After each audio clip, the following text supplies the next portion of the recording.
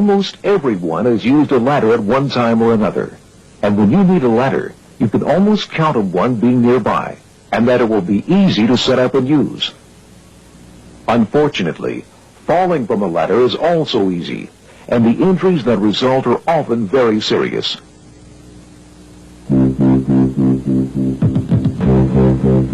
In fact, over 40,000 deaths and disabling injuries result from ladder falls each year in the United States alone.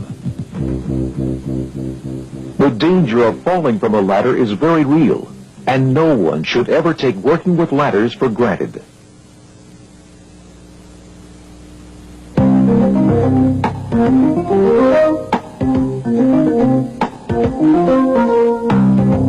In this program, we will be taking a look at how to use portable and fixed ladders safely. Nearly all ladder accidents can be prevented by starting off with the right ladder for the job, inspecting the ladder to make sure it's in good condition, taking the time for proper ladder setup, and by following a few simple rules for climbing a ladder and working from it safely. Using the right ladder depends upon what the job is and where you'll be doing it. But to begin with, you need to know that there are situations where there may be no right ladder. For example, if you will be working at a height for an extended period of time, if you will need to use a lot of equipment, or equipment that is awkward or heavy, or if you need both hands to exert a lot of force, you probably need to use a mobile lift or some type of scaffolding. But remember, before you use this equipment, make sure you are trained and thoroughly familiar with it. And in situations where you cannot get a stable, firm base of support for a ladder, do not use one. You'll have to find some other way to get the job done. For those jobs where you can use a ladder, the support available for the ladder is usually the key factor in using the right one. Step ladders need bottom support for all four legs. Straight and extension ladders must have both rails firmly supported, both at the top and at the base. If only one top rail can be fully supported, you may be able to find a single support attachment for the ladder, or you might have on hand a ladder designed for single top support use. If you cannot get the required top support for a straight or extension ladder, you will need to use a self-supporting ladder, like a step ladder or a mobile ladder stand. Another factor to consider is what you will be using the ladder for. If you need to simply climb to the next working level, it's best to use a ladder stand with rails, a straight ladder, or an extension ladder. Many accidents happen when someone tries to climb from a step ladder to a working surface or vice versa. As you leave the ladder, your trailing foot tends to push sideways against the ladder with a lot of force, often enough to cause the ladder to wobble, and sometimes enough to topple the ladder. For many quick jobs, it is perfectly okay to work from a common step ladder or extension ladder. But for jobs that are more involved, use a platform ladder or ladder stand if one is available. They give you a larger, more stable work platform. Now, there are very specific situations when using the right ladder means choosing a ladder made from specific materials. If you will be working with or near live electrical circuits, avoid using a metal ladder, even if you are just changing a light bulb. And don't forget, a wooden ladder which is wet can be just as dangerous as a metal ladder. If you will be using a ladder where strong chemicals are present, a wooden ladder is the safest choice. Aluminum ladders may be damaged by corrosives, fiberglass ladders by solvents. Using the right ladder always means making certain it is the correct length. Exactly how much ladder you need depends on what kind of ladder you are using and what you're using it for. If you are using a ladder to climb to another level, it must extend 3 feet beyond the upper supporting surface, unless special provisions have been made for something else to grasp and steady yourself. If you will be working from a step ladder, it must be long enough to let you reach the work without climbing higher than the second step from the top. On a straight or extension ladder, You must be able to reach where you need to without going higher than the third rung from the top. The point is, you should make sure you are taking enough ladder out to the job with you. On the other hand, you want to avoid taking way too much ladder. You will only make the job of transporting and setting up the ladder harder, and possibly more hazardous. Ladders which are far too long may put you out of easy reach of the work once the ladder is set up. Any ladder has to be strong enough. Before you use any portable ladder, make sure its rated capacity is enough to support you and whatever you take up with you. Portable ladders range from Type 3 light duty, rated for 200 pounds, to Type 1A extra heavy duty, rated for 300 pounds. Check the manufacturer's label and use a Type 1A whenever possible. When the right ladder is not handy, people sometimes try to improvise. Don't do it. You'll almost always wind up climbing on something that is dangerously weak or unstable. Never make a ladder longer by lashing sections together. Never stand 1 or more feet of any ladder on a box, barrel, or other object. Avoid using single sections of extension ladders because they are not stable enough on their own. And never misuse a step ladder by setting it up as a straight ladder. A job-made ladder can be very dangerous if it has not been properly constructed. Use a job-made ladder only if it has been cleared by someone who has the authority to do so.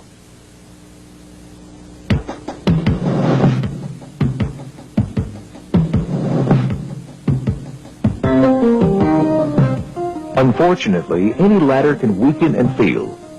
Rungs break. Hardware loosens. A brace gives way. It happens far more frequently than you might think.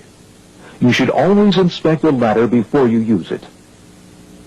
Wooden ladders should never be painted or coated with anything that prevents you from spotting flaws. Inspect a step ladder's side rails and steps.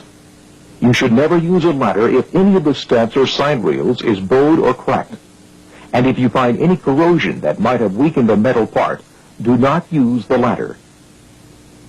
Check all connections between steps and side rails.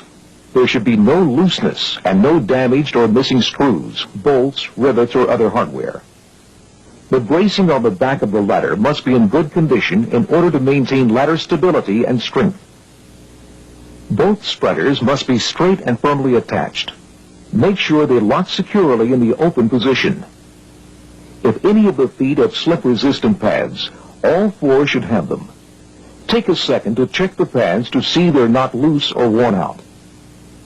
While you are performing the inspection, make sure the ladder is free of grease, oil, or any other material that might cause you or the ladder to slip. Portable straight ladders and extension ladders have similar things to look for. You must make sure the side rails, rungs, and hardware are tight and in perfect shape. Straight and extension ladders must have slip-resistant safety feet. Make sure they are in good condition. If the ladder has adjustable feet, be certain they are not jammed in a position that will prevent the ladder from being set up properly. If the top ends of an aluminum straight ladder or extension ladder are not rounded, they should be protected by plastic end caps. These must be there to protect you and any surface the ladder rests on. Extension ladders require a little more effort to inspect, but take the time. Test the rung locks and springs before the ladder is erected to make sure the mechanism works and that the ladder has been assembled properly. The rung locks will not engage if the ladder has been misassembled. Work the rope and pulley to be sure they move freely and that no parts are loose, worn, or broken. Don't trust a ladder you haven't inspected, and never try to make do with a ladder that may fail you. If a ladder has a problem, follow your company's procedure for fixing the problem or taking the ladder out of service.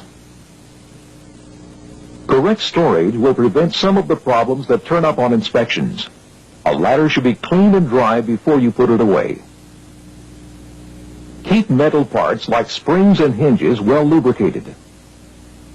Store ladders in a clean, dry place. To prevent bowing, hang a ladder by a side rail on supports about 6 feet apart and don't store things on the ladder.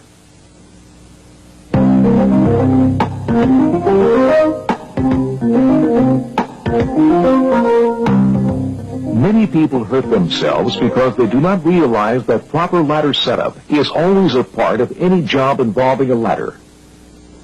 The fact is, no matter how quickly a job can be done, there's always time to fall.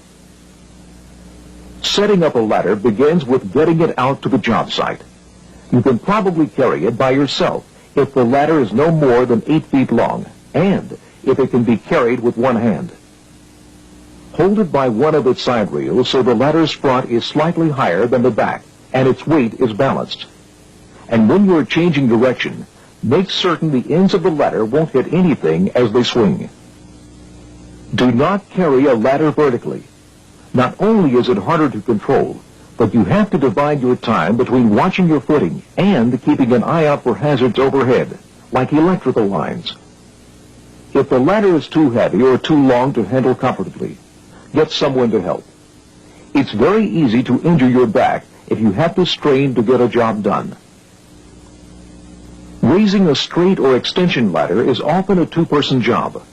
One person should brace the foot of the ladder, while the other starts at the top of the ladder and walks it up rung by rung. Once the ladder is nearly vertical, with it leaning slightly toward the structure that will support it, extend the ladder to the proper height. Finally, lower the ladder into position carefully. Remember, for any ladder to be secure, it needs to have stable support. Be wary of loose gravel, especially if it is layered over a hard surface. Take the time to clear it away so the ladder is resting on a solid surface. And if you are using a straight or extension ladder, remember, both rails must be stable on both top and bottom supports. On a step ladder, double check and make sure both spreaders are fully extended and locked into place. Rock any ladder before you get on it, just to make sure it is stable. Straight and extension ladders are strongest and most stable when they are set up at about a 75-degree angle. Use the 4-to-1 rule when setting up a straight or extension ladder. For every 4 feet of working length, the base should be set out 1 foot. The working length of a ladder is the distance along the ladder from the bottom to the top support. So, when a 20-foot ladder is set up against a wall, its base should be 5 feet from the wall, 4-to-1. An easy way to check the 4-to-1 rule is to stand in front of the ladder with your toes touching its base. Stretch your arms out straight. Your fingertips should just touch the ladder. Sometimes there are situations where you may need to take the time and trouble to secure the ladder. If you are going to work from the ladder for any extended period, if you will be climbing it repeatedly, or if the ladder will be left in place unattended, it's a good idea to block the feet and tie the ladder off at the top whenever possible. If the ladder is near any type of traffic, you need to be sure that no one can bump into the ladder or knock it over. Secure the ladder or barricade the area. Doors which can open into a ladder pose a very common threat. Make sure doors are locked and under your control whenever possible, or at the very least barricaded. Do not rely on just a sign posted on the door to keep you safe. If you will be working from the ladder, there is more to ladder placement than just making sure the ladder won't tip. You need to set the ladder up so that you can reach the work without putting yourself in a position where you might lose your balance. You should never have to stretch sideways far enough to put your belt buckle outside the side rail. And you should never be forced to twist backwards in order to get the job done. These positions can cause you to lose your balance or cause the ladder to tip. Either way, you lose. Okay, we've spent a lot of time on how you can prevent accidents before you get on a ladder. Make sure you've got the right ladder, that it's in good shape, and that it is set up to avoid unsafe conditions. If you cover these 3 areas, you will have eliminated the causes of 40% of all ladder accidents.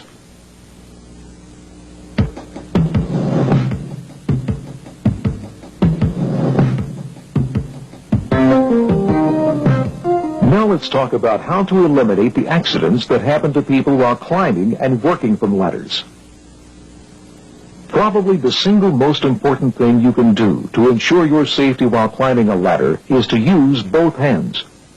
Tools and materials should be securely attached to your belt or hoisted up, not hand-carried, because you need both hands free to grasp the ladder. Before you take the first step, check the bottom of your shoes to make sure they aren't slippery. You need as much traction as you can get when you are on the ladder. While you are climbing, climb deliberately and not too fast. Always maintain one firm handhold while you reach for the next. As we've already said, don't climb higher than the third rung on a straight ladder or extension ladder, and no higher than the second step from the top of a step ladder. Be especially alert and deliberate when getting on and off a ladder. That's where a lot of people get hurt. Obviously, any misstep at the top of a ladder can result in a serious fall. But accidents happen at the bottom as well. Before you step off, always check the ground for anything that might cause you to stumble and twist an ankle. In most situations, always climb alone.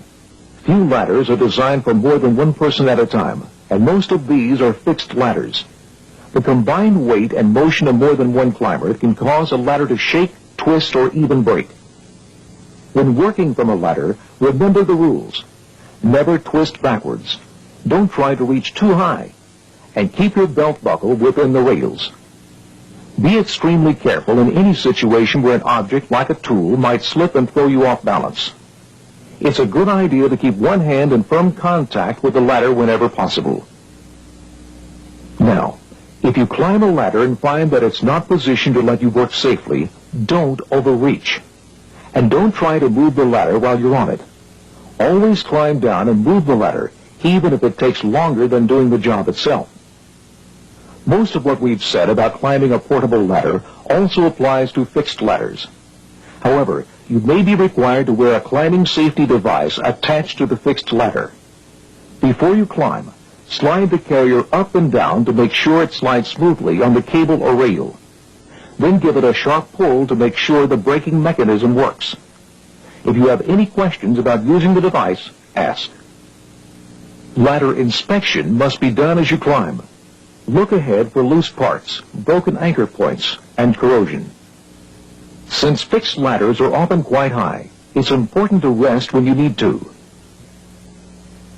Every time you use a ladder, no matter how high you're climbing or how long you'll be up there, think about what you are doing and make the time to do it safely. Be sure you've got the right ladder. Plan the ladder setup to give you the safest working conditions. Always climb using both hands. And never violate the belt buckle rule by overreaching. Ladders are easy to use and the rules simple. If you follow these safe practices all the time without exception, your chances of having a serious ladder accident will be just about zero. إذا كنت من المتابعين الجدد اشترك الآن في القناة ليصلك الجديد بالضغط على الزر الأحمر أسفل القناة مع تفعيل الجرس، ولا تنسوا دعم المقطع بلايك. شكرا لكم جزيل الشكر.